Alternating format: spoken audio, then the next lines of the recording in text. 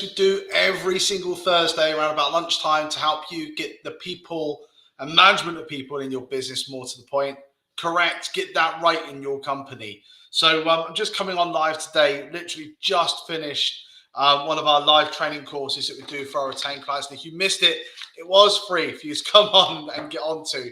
And that was looking at the management styles. If he holds it up there, get the angles right. Oh God, what's going on? Management styles. So just gone through a really great training session on looking through those different bits and pieces. But I'm conscious I really want to come on and make sure that we're keeping to every week coming in and talking to everybody. And the reason and the purpose that I do this for, just to kind of put this into some kind of perspective, because we have our mission. Our mission is to make sure that we are helping all businesses, not just those that we work with, that we support, or our clients, but all businesses, to be able to get the right environment, the right sense of belonging for their people within their business. So we want to be able to take this process, be able to give some helpful tidbits that you can take away and you can learn from and put into place in your business tomorrow. And that will help you to make a difference to you and your teams. Sorry, I've done so much talking today. My throat is really, really dry. So if you bear with me 1 minute. That's insane. So the key topic I want to talk about today is the difference between these are used interchangeably, by the way. So when you come into and you start working with clients, and you start working and managing teams, sometimes people like to cherry pick. Yeah, I know, right? Who would have thought it? They like to cherry pick the good things and the bad things and kind of come up with some kind of morphed new kind of entity that doesn't actually exist in law. So what we want to do is really focus on what is an employee, what is a worker, and what is a freelancer, and what's the difference between all three of these.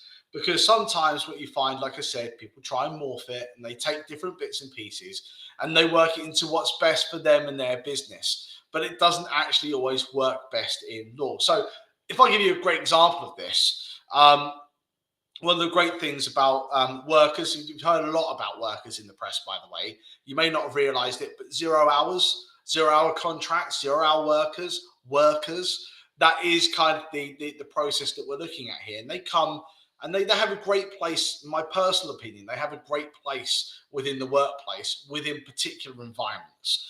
And they are less well worked within other environments. So as with everything, there's horses for courses, right? Do you know what I mean? So I think in the sense of things, having a worker maybe in the hospitality industry works quite well because you have an elastic kind of business. So, peak seasons in the summer are not the same as seasons maybe in the winter.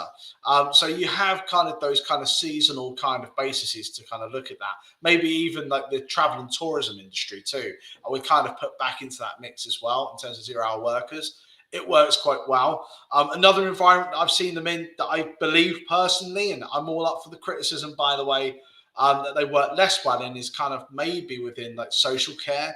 The social care arena, I think they work, what's going on with me? They work less well in that environment because you lack the control that you probably would like with a 0 hour worker that typically you don't tend to get within that particular environment. So one of the key things with a worker is they've got that ability as a 0 hour worker to be able to say no to work.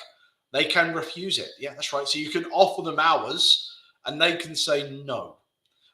That's their right. That's their entitlement. Equally, you have the right entitlement to say, do you know what?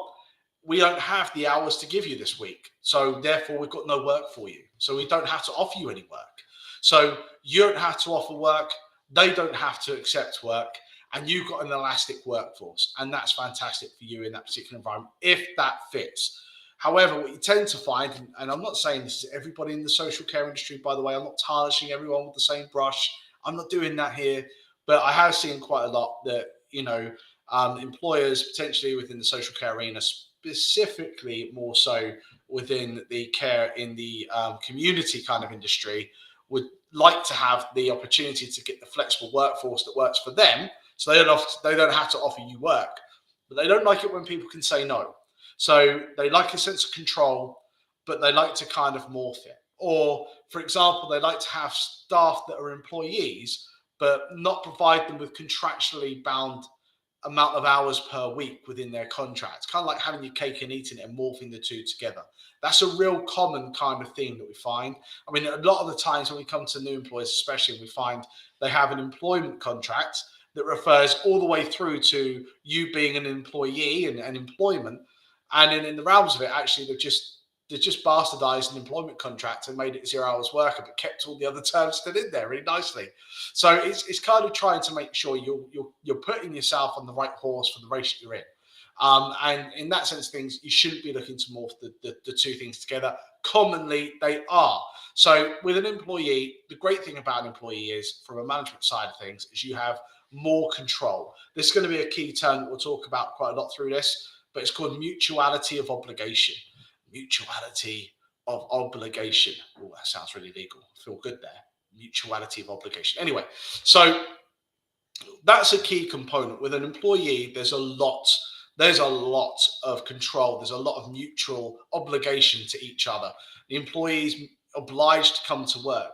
They're obliged to be there to do that particular job. You're going to pay them and recompense them for the work that they're doing. You get to be able to dictate how they're going to do it, when they're going to do it, where they're going to do it. You have, as a manager, as an employer, you have control over those aspects.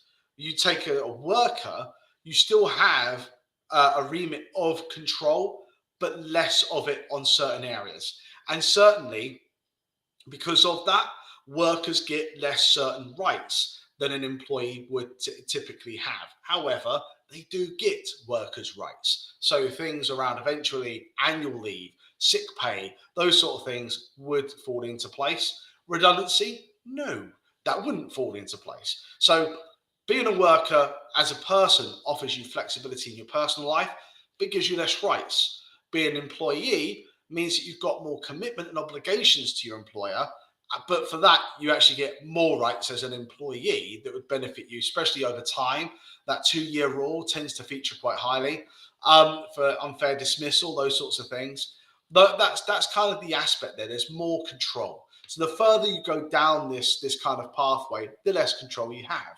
So another one is the freelancer. So quite typically, it's quite common that people would blend someone wanting to come in and do a job that's in the workplace, as a freelancer. Now, I'll hold my hands up. I've been here in the past in the process where I've worked in organizations where it's been riddled with contractors. So freelancers who've been there freelancing for 10 years. That's a kind of wrong use of the quotation marks. But anyway, they've been freelancing for 10 years in a business. And that's not a freelancer. It's not. That's an employee, because they're coming into work. There's a high level of mutuality of obligation to one another. But because they're a contractor, they're getting paid more money for the same job as what an employee would be doing. Hence, if you've not heard of it before, the IR35 regulations that come into the tax law. So one of the key things that's happened previously in kind of in the public sector, and now more so in the private sector too, is the implication of who gets to deem if somebody is or is not within IR35. In other words, what is the level of mutuality of obligation? If you're mutually obliged in the same way as an employee, you should get taxed in the same way as an employee and not as a business. So it will work quite differently from a tax point for you from that sense of things.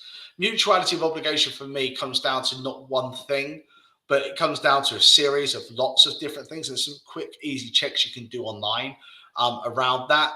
There's also the HMRC tool, which is a bit of a blunt instrument, but you can use that as well to kind of ascertain to how much of a degree a person is likely to be what they call on payroll as an employee, more deemed within those tax regulations, than as a company and as a genuine freelancer or genuinely self-employed. And some of those things would be the ability to be able to determine how you work, how the work's done. Can you actually substitute someone else in your place to be able to do that work for you? Can you actually choose the hours in which you do that? If you do something wrong, do you have to rectify that at your own cost? Do you provide your own materials? Are you given a laptop or are you providing your own? All those different bits and pieces will come into play to determine to how much of an extent or to what extent you have mutuality of obligation. So in that sense of things, these are three different entities. The biggest pitfall, like I said at the very beginning, that employers fall into is they morph all three together. It's not uncommon to see having someone as an employee, but putting them down as a worker when actually they're not irregular workers. They're working regularly and they're providing quite a lot of work and would probably be an employee. We have a lot of people that are put down as freelancers that would often be an employee as well, because it can work out better that way from the tax basis and all the other bits and pieces that come into play. So sometimes you tend to see a morph of all three of these together in one context or another.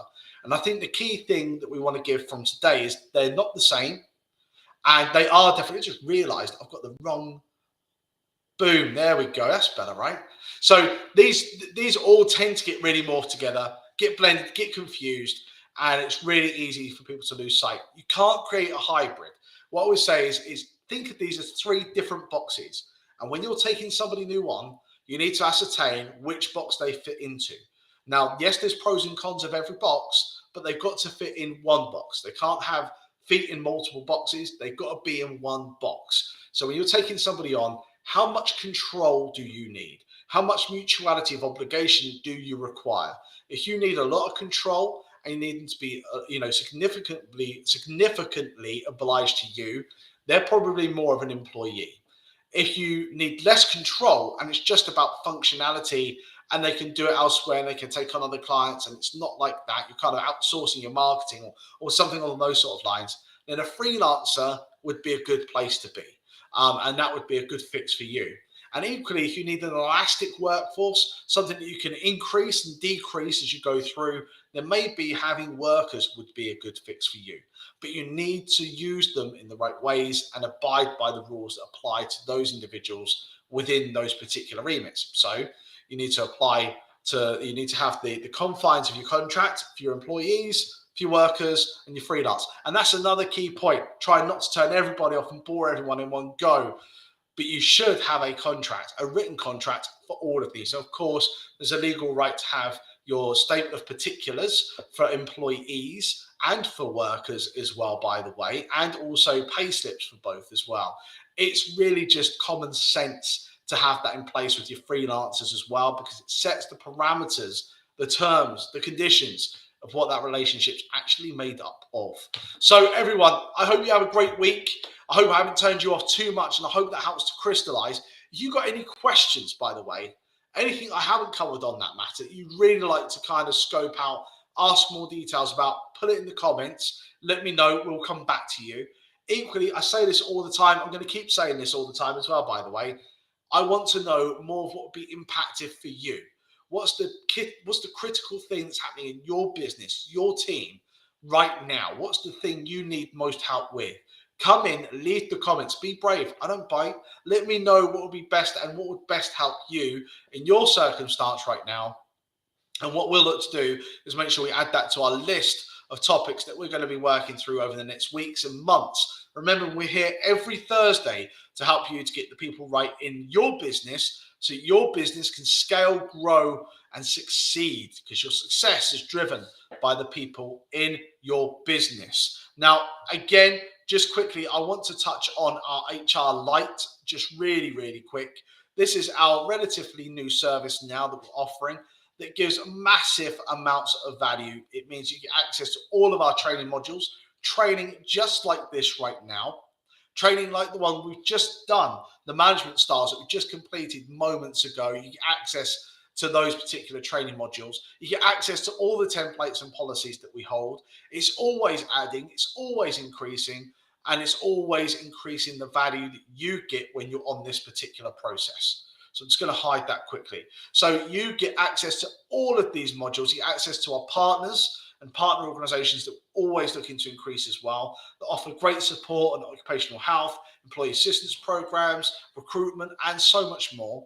And also you get access to us and me for your regular updates and support when you need it. This is a done with you service, as opposed to our retained service, which is our done for you service. So very much we are on hand to help you. You get access to us monthly for conversations and talks to go through all these different bits and pieces that you could be facing concerns with right now, whether that be how do I appropriately calculate my annual leave, Mike, or how do I deal with this particularly difficult situation or staff member in my team, to someone's requesting annual leave, do we have to approve it, to got flexible working issues, we haven't got a policy on it either, can you help us with that too? All of those things are encompassed within that process, and it's available for just £197 plus VAT per month. To be able to get onto that, all you have to do is up there is the QR code. Just crack out your camera, take a picture on your QR code thingy majiggy on your phone, and it'll take you straight across to the link to the HR Lite website. So thank you very much, everyone. Hope you have a glorious weekend. I think I'm right in saying, I'm trying to remember what days we're on, but it's bank holiday weekend, right? Right? Have a great